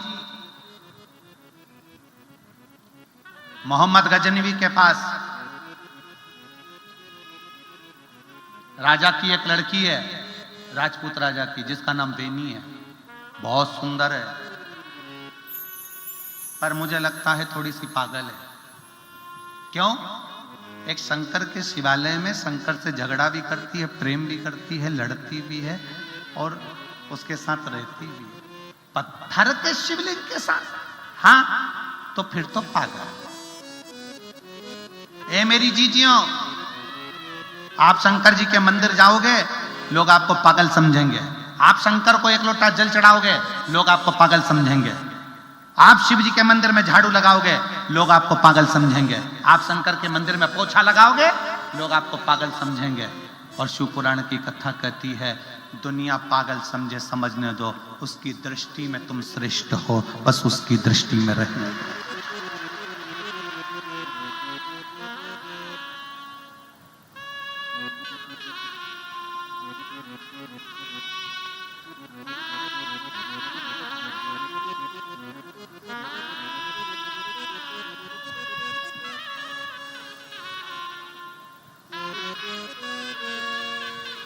उनको समझने दो। मुगलों ने एक नियम बनाकर रखा था कि अगर किसी राजा को दबाना है तो उसके घर की लड़की को अपना बनाने का प्रयास किया है। और आज भी जो पुराना मुगल करता आया है, आज भी सनातन धर्म को नीचा दिखाने के लिए उन मुगलों की औलाद आज भी हमारी सनातनियों की बेटियों को फंसा रहे हैं। आज भी ये मत सोचना बेटियों कि ये दूसरे धर्म के लोग तुमको चाहते हैं, प्रेम करते हैं। नहीं, राजपूत राजा की बेटी को भी इसीलिए पकड़ लिया जाता था, उससे प्रेम दर्शाया जाता था, उससे प्रेम किया जाता था कि लड़की हमारे अधीन हो जाएगी तो इसके बाप के राज्य को भी हम दबा देंगे। इसीलिए पुराने समय में भारत की रोटी, भारत की चोटी और भारत की बेटी गौरव होती थी। गौरव। मेरी जितनी बेटियां बैठी है, जितने आस्था चैनल पर मेरी बेटियां कथा सुन रही हैं, सनातन धर्म की इस पवित्र प्रांगण में बैठकर शंकर की कथा में जितनी बेटियां कथा सुन रही हैं, उन बेटियों से निवेदन करूंगा, इनके झांसे में मत आ जाना। ये केवल तुम्हारे को नीचा दिखाने के लिए, तुम्हारा शोषण करने के लिए और तुम्हारे सनातन धर्म से तुमको तोड़ने के लिए खूब दिखावा करेंगे। बॉडी से, शादी से, गाड़ी से, घोड़े से, चाउमीन, गोलगप्पा, जरा सा मोबाइल का बैलेंस भरवा भरवा के तुम्हारी जिंदगी नाश कर देंगे। इनसे बचने का प्रयास करना, इनसे बचने का प्रयास करो।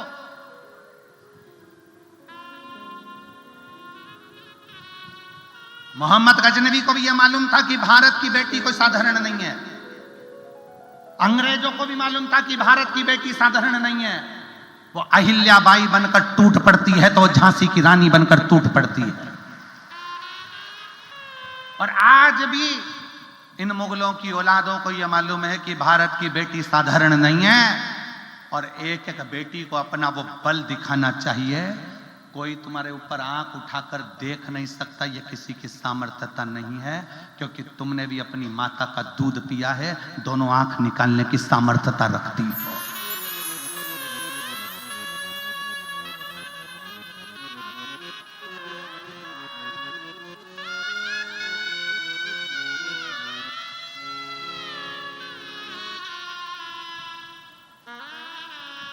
तुम्हारे कंधे पर रुपट्टा है कि नहीं है उससे मतलब नहीं, पर तुम्हारे नेत्रों में तलवार और कटार और ज्वाला होना चाहिए।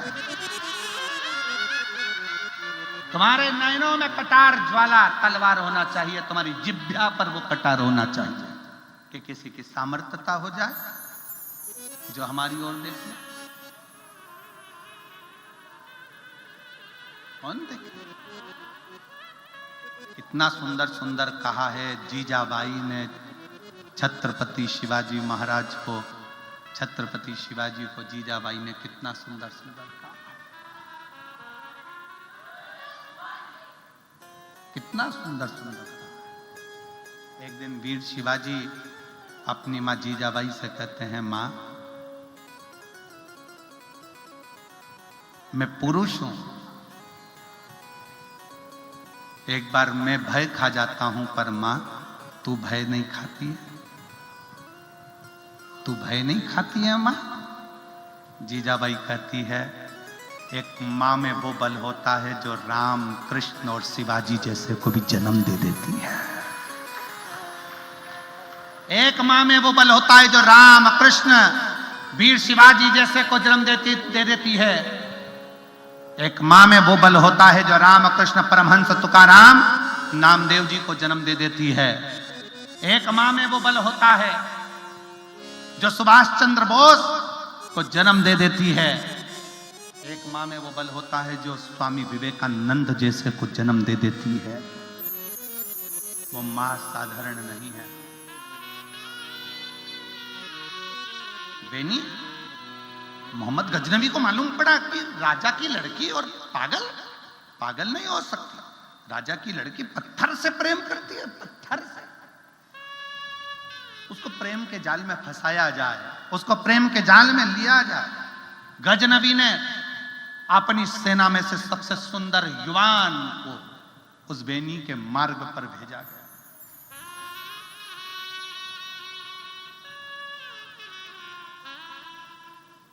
जाओ सोमनाथ तो एक बार बेनेश्वर महादेव का दर्शन जरूर कर आना, जो एक लड़की के नाम पर शंकर स्थापित है। लड़की के नाम पर केवल ऐसे ही मत जाना कि सोमनाथ गए और दर्शन कर आ गए सोमनाथ जी का। जाओ दर्शन करो, ज्ञान लो कि ये भूमि कैसी है, शंकर के शिवलिंग का क्या प्रताप है।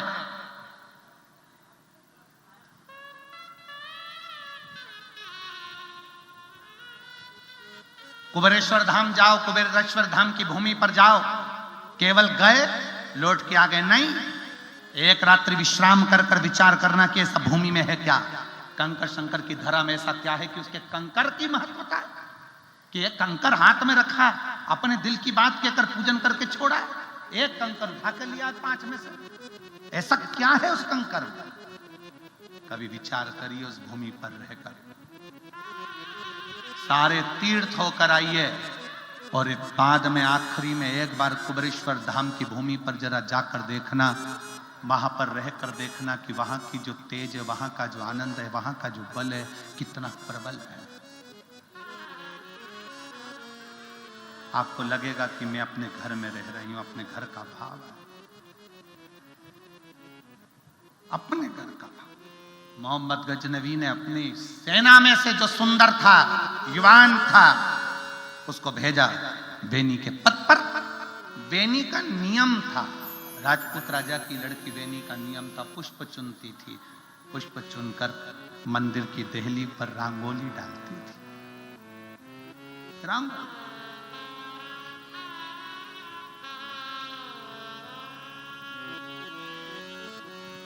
जैसे ये हम आते हैं व्यासपीठ पर तो यहाँ से लेकर वहाँ तक कोई बहन कोई भाई फूलों की रंगोली डाल देता।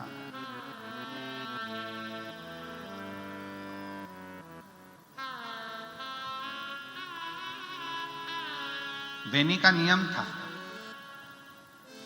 शंकर भगवान के मंदिर के मार्ग पर पुष्प की रंगोली डाल देते। पुष्प की रंगोली, उसकी सहेलियां, उसकी सखियां साथ में सेवा करती थी, पुष्प की पंखड़ियां बिखेरती थी, देती टाल। मोहम्मद गजनबी के द्वारा भेजा गया एक युवान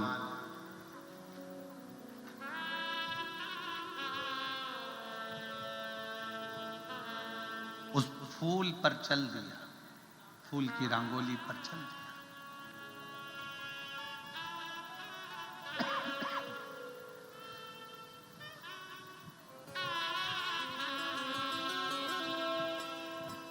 जैसी फूल की रंगोली पर उस मोहम्मद ने, गजनबी के उस युवान ने पांव रखा, एक सखी ने देख लिया और देखकर बेनी से कहा, बेनी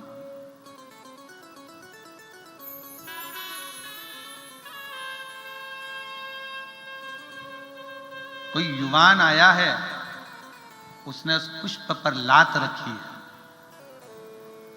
बड़ा सुंदर है, बड़ा सुंदर है, मस्तक पर तिलक भी लगा रखा है।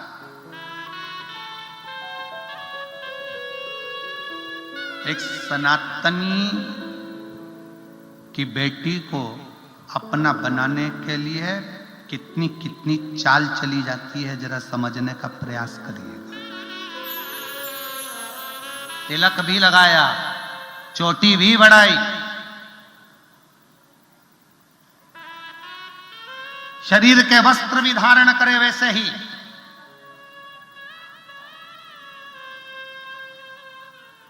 और सखी ने कहा, बड़ा सुंदर एक युवराज कोई लड़का पांव रखा है। बेनी ने देखा नहीं, मंदिर में चली गई।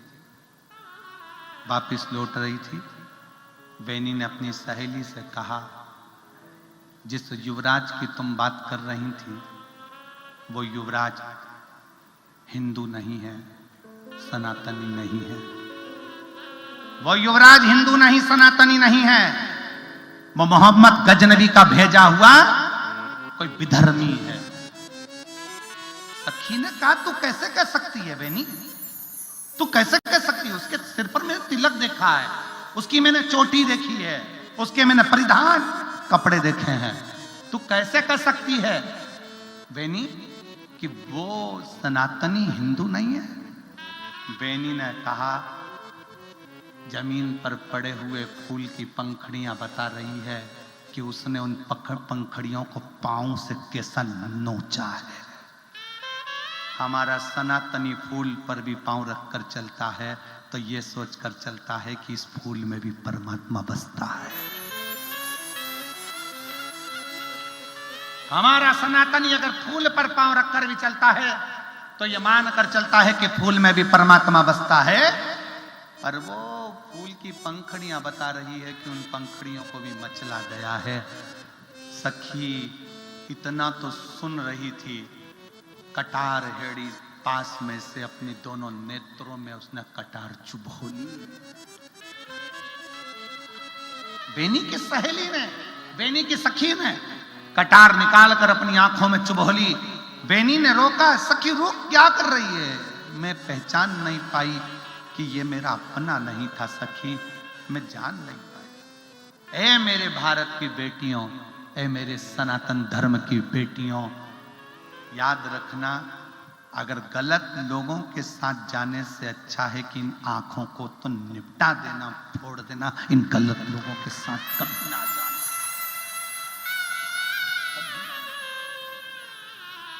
इसको पहचानो।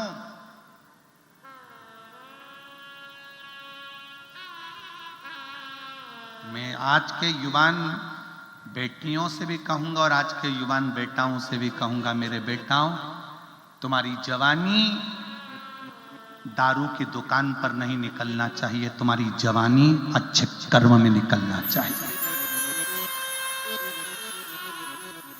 मेरे बेटाओं, तुम्हारी माता पिता ने तुम्हें पाल पोस कर बड़ा करा है, तुम्हें युवान बनाया। 21 साल 22 साल पढ़ाने के लिए पुणे, नांदेड़, मुंबई, नासिक, ना जाने कहां कहां भेजा है।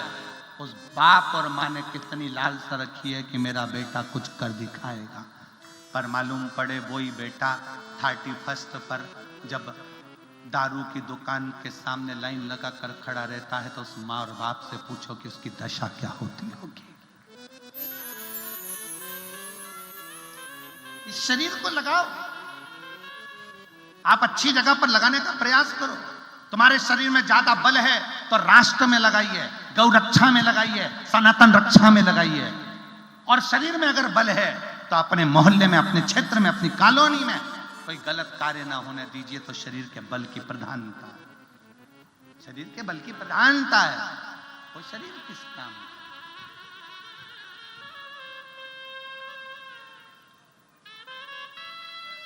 क्या करा था छत्रपति वीर शिवाजी ने? जीजाबाई ने जब कहा कि इस किले को मुझे चाहिए, वीर शिवाजी ने कहा, मां, सामने वाले किले पर सेना ज्यादा है और हमारे पास सैनिक कम है। जीजाबाई कहती है, तू युवान, तू युवान, छत्रपति शिवाजी, वीर शिवाजी, तुम युवान, और कहते हो कि वहां सेना ज्यादा है, वहां सेना ज्यादा है। जीजाबाई कहती है छत्रपति शिवाजी से,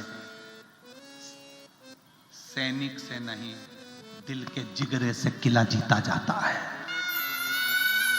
सैनिक से नहीं, दिल के जिगरे से किला जीता जाता है। तू जा रहा है कि मैं जाऊं? जीजाबाई के शब्द सुने और वीर शिवाजी ने सूचना कर दी, नगर में जितने युवान साथ चलना चाहते हैं आगे बढ़ जाएं। कहते हैं, युवान जब कदम बढ़ाकर आगे आए, आज भी महाराष्ट्र की भूमि पर वीर शिवाजी के ये जवान आज भी दिखते हैं जो कदम बढ़ाकर आगे बढ़ते नजर।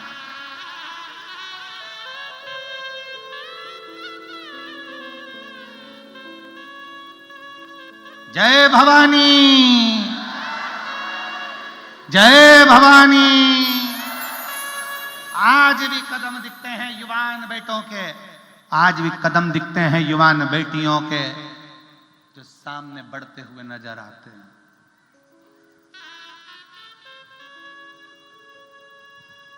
ये बेनी की सहेली ने आंख में कटार को गोप लिया कि मैं पहचान क्यों नहीं कर पाई कि ये छल कर रहा था। एक फूल की पंखड़ियों ने बता दिया कि पांव किसका रखा। सूचना पहुंच गई मोहम्मद गजनवी के पास। वो लड़की पागल नहीं है, वो बेनी पागल नहीं है, सुंदर, चतुर, विद्वान है। और जितना उसका बाप, उसका पिता राजपूत राजा जितना विद्वान है, उससे 4 गुना ज्यादा विद्वान उसकी बेटी बेनी है। मोहम्मद गजनवी ने खबर करवा दी, उस बेनी को अपना बनाने का प्रयास करो, उसको उठा ला, उठा ला उसको।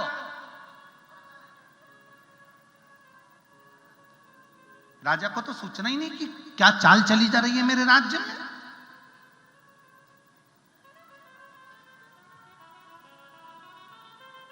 कितनी बड़ी चाल चली जा रही है मेरे राज्य में, सूचना नहीं है।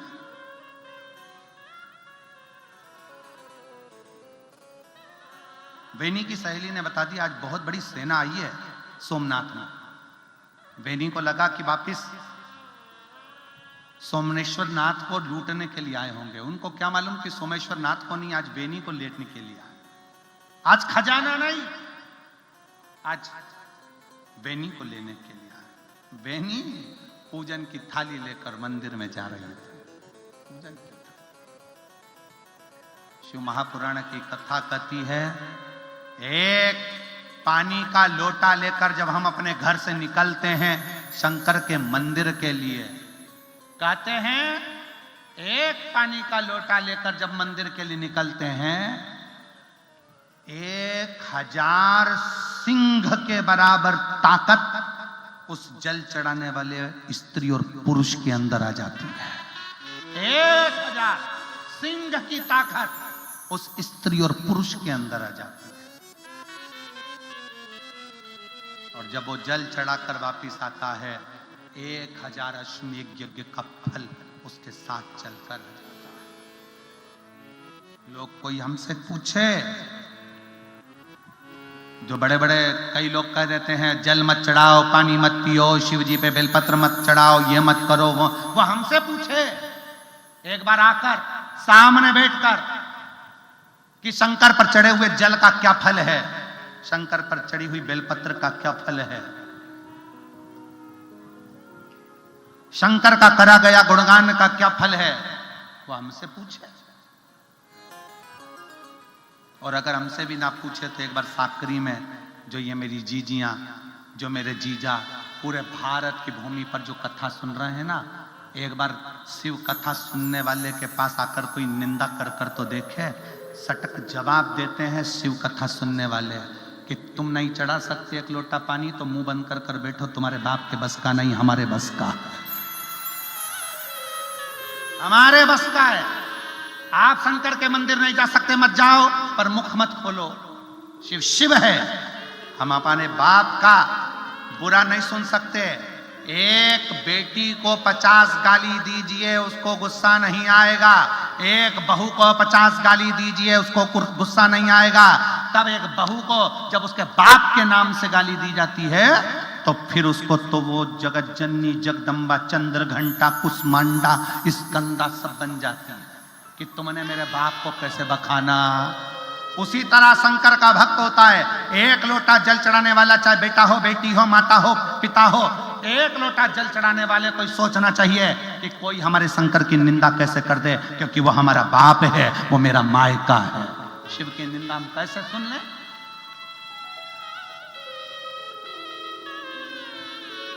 कैसे सुन ले शिव की निंदा?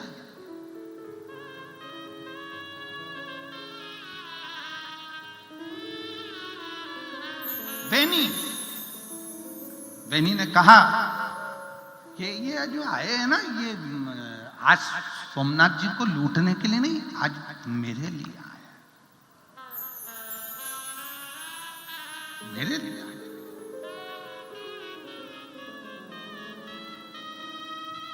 अपनी दिनचर्या में लग गई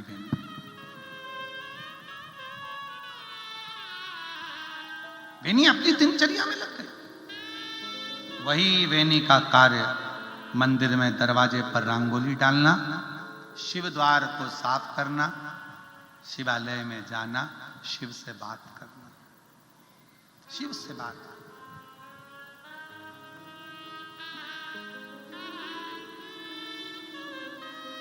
और मेरे भोले तेरा सहारा है, मेरे भोले तेरा सहारा है, मेरी नैया का तू किनारा है, मेरी नैया का तू किनारा है। मेरे बाबा तुझे पुकारा है, मेरे बाबा तुझे पुकारा है, मेरी नैया का तू किनारा है, मेरी नैया का तू किनारा है। वे नहीं समझ गई, आज ये सोमनाथ जी को लूटने नहीं, आज एक बेटी को लूटने के लिए आए हैं।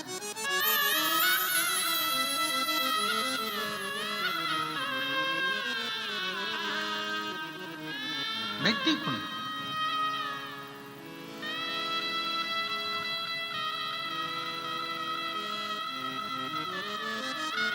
पूरे मंदिर को शंकर के शिवालय में जहां पर बेनी पूजन करने गई थी, पूरे शिवालय को सैनिकों ने घेर लिया। पूरे शिवालय, पूरे मंदिर को घेर लिया, पूरे मंदिर।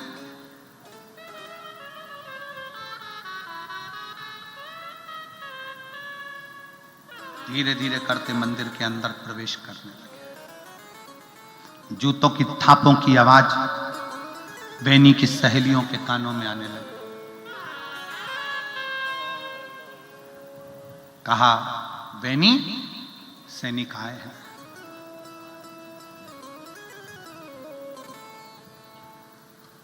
मोहम्मद गजनवी के सैनिक तुझे लेने के लिए आए हैं।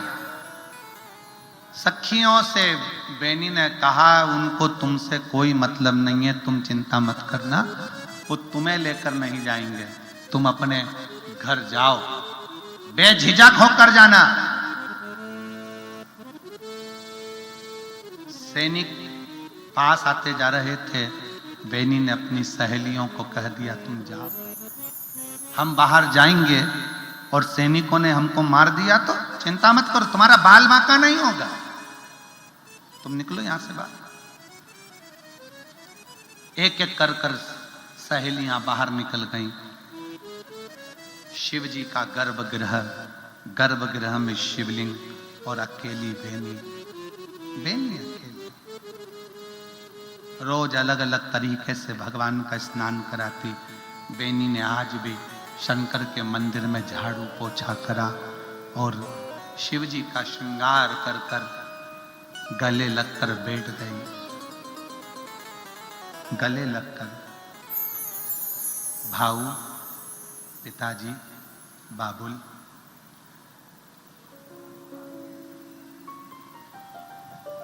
मेरा मन कर रहा है आज मैं अपने बाप के हृदय में जाके बैठ जाऊं।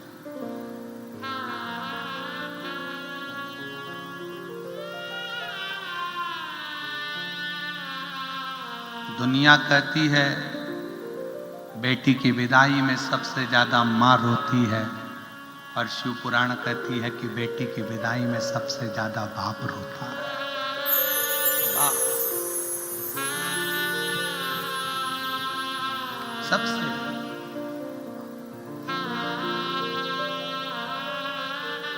पार्वती जी जब विदा हुई थी तो मैनावती जितनी नहीं रोई थी उतना हिमालय राज रोया था। हिमालय मतलब पत्थर, हिमालय राज रोया था।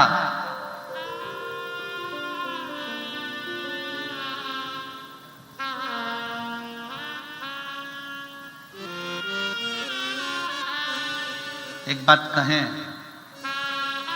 सब भुलाया जा सकता है, पर जिंदगी में एक बेटी अपने बाप को कभी नहीं भुला पाती, कभी नहीं,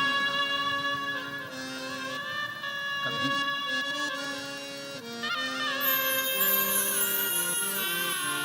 एक लड़की का बुढ़ापा भी आ जाता है ना, उसकी बुजुर्ग अवस्था भी आ जाती है ना, तो भी उसको अपने मायके की आस बनी रहती है कि राखी पर कोई आएगा, मेरा भाई फोन लगाएगा, सूचना करेगा, आएगा, सूचना।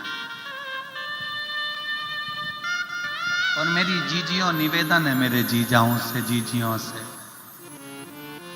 जब तक माँ और बाप जिंदा है ना तभी तक मायका है। माँ बाप के जाने के बाद तो मायका भी मायका नहीं लगता। माँ बाप के जाने के बाद मायका मायका नहीं। एक बेटी के लिए बाप सबसे झगड़ा करता है। परिवार वाले कहते हैं इसको बाहर पढ़ने मत भेजना, पूना पढ़ने मत भेजना, मुंबई पढ़ने मत भेजो, नासिक मत भेजो, नांदेड़ मत भेजो, इंदौर मत भेजो, भोपाल मत भेजो, दिल्ली मत भेजो। पर एक बाप होता है जो कहता है लाडो जाएगी ना तू पढ़ने? हाँ पापा मुझे जाना है, पापा मुझे पढ़ना है। सारे घर के लोग कहते तू ऐसे कपड़े पहनना, वैसे कपड़े पहनना। बेटी कहती पापा मुझे ये कपड़े पहनना है। कोई बात नहीं बेटा पहन। शटर बंद करता है दुकान की, बेटी को ट्यूशन छोड़ने चलेगा। शटर बंद करगा, बेटी को लेने पहुंच जाएगा। घर आता है ना बाप, तो सबसे पहले बेटी का मुख देखना पसंद करता है, क्योंकि वो मुस्कुराते हुए बोलेगी, पापा आ गए क्या? पापा आ गए? पापा आपको शुगर है, गोली खाई कि नहीं खाई? डब्बी ला कर देगी। पापा रुको, मम्मी कहीं गई है, मैं चाय बना कर ला करती हूँ, मैं अब भी आती हूँ, तुम्हारे लिए लेकर आती हूँ।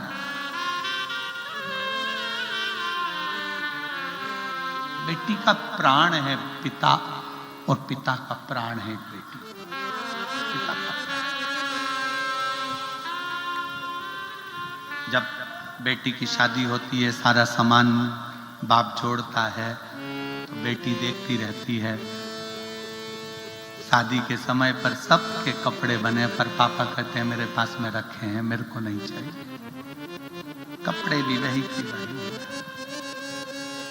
विदाई के समय पर सब नजर आते हैं, पर पापा नहीं दिखते, तो पूछती है, पापा नहीं दिख रहा, मुझे एक बार मिलने दो। एक बार आज बेनी ने,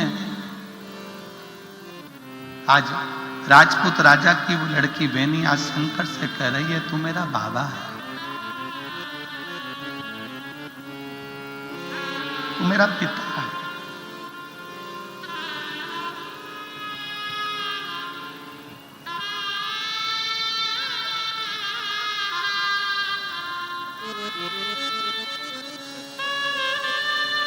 क्या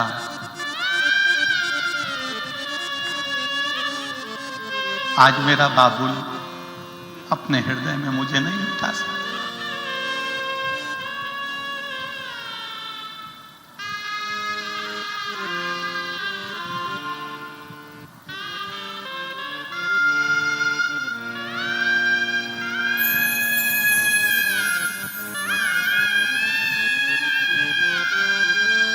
मैंने तुझे अपना पिता माना, बाबा बाहर से नहीं खड़े, मैं जाना नहीं चाहती।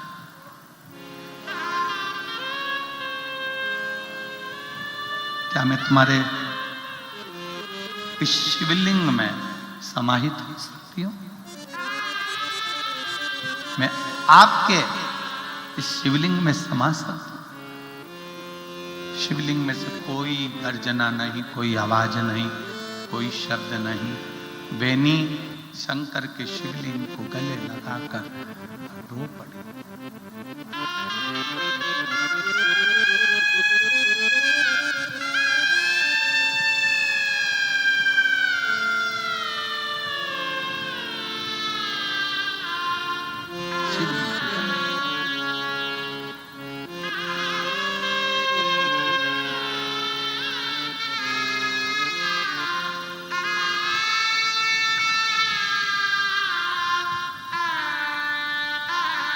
पिता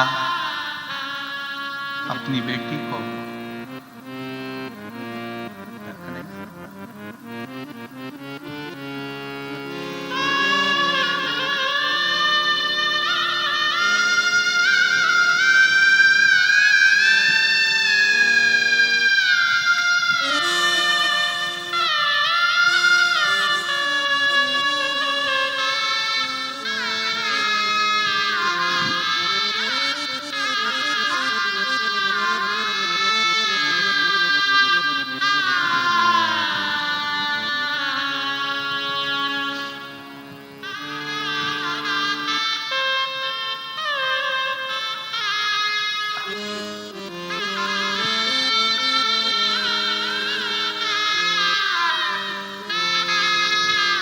बेटी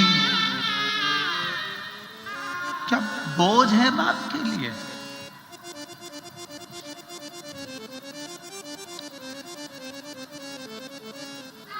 ए बाबा,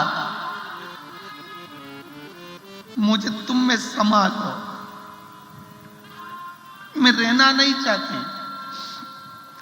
शिवलिंग के बीच में से टुकड़े हो गए, आवाज आई, बेनी समा जा।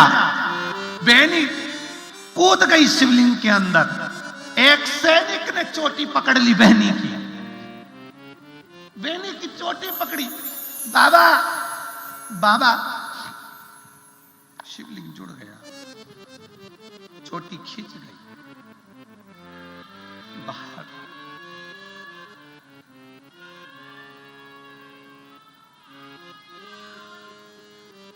शिवलिंग फिर बंद।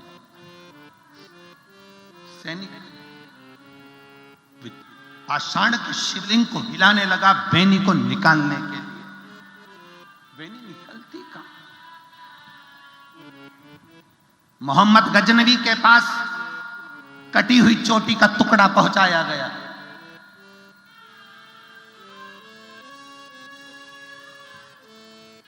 कहां है वो लड़की? कहा वो तो शंकर के शिवलिंग में समा गई। शिवलिंग? पत्थर? सैनिकों ने कहा वो पत्थर नहीं था, शिवलिंग के दो टुकड़े हुए, पूरी युवान की युवान लड़की उस शिवलिंग के अंदर समा गई। चोटी खींची गई थी, बस ये चोटी रह गई। आज भी बेनेश्वर, बेनी के नाम से वो शंकर का शिवलिंग, जिस पे आज भी बेनी की चोटी बनी हुई है और शिवलिंग के टुकड़े हुए हैं जिसमें बेनी समाई थी, भारत की भूमि पर आज भी प्रमाण देती है कि एक लड़की भी शंकर के शिवलिंग के अंदर समा जाती है। कोई कह दे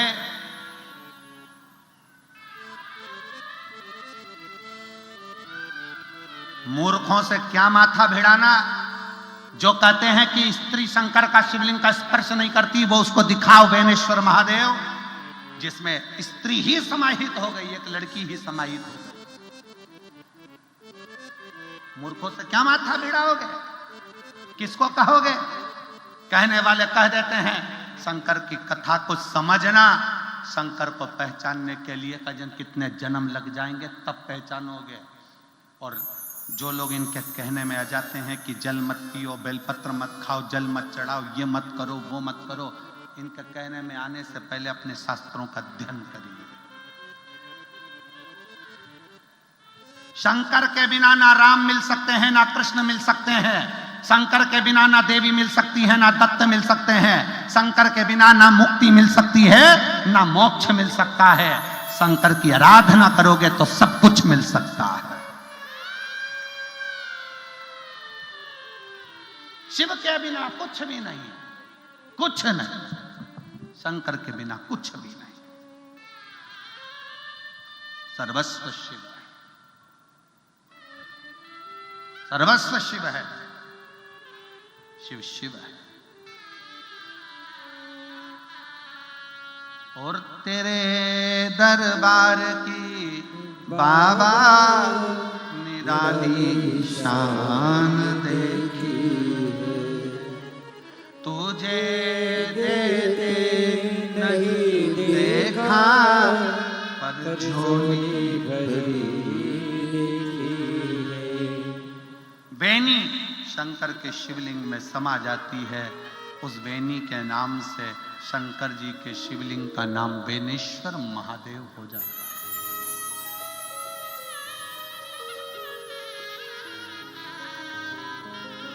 एक बात बेनेश्वर महादेव की कथा कहती है कि अगर कोई लड़की, कोई लड़का, कोई स्त्री, कोई पुरुष, कोई बुजुर्ग, कोई बेटी, कोई बेटा, कोई माता, कोई पिता, कोई संत, कोई साधु, कोई तपस्वी, कोई साधक, कोई उपासक शंकर भगवान को जब एक लोटा जल चढ़ाता है, वो भले शिव को भूल जाए पर शंकर उसका हाथ कभी नहीं पकड़ता, पिता जैसा निभाता है,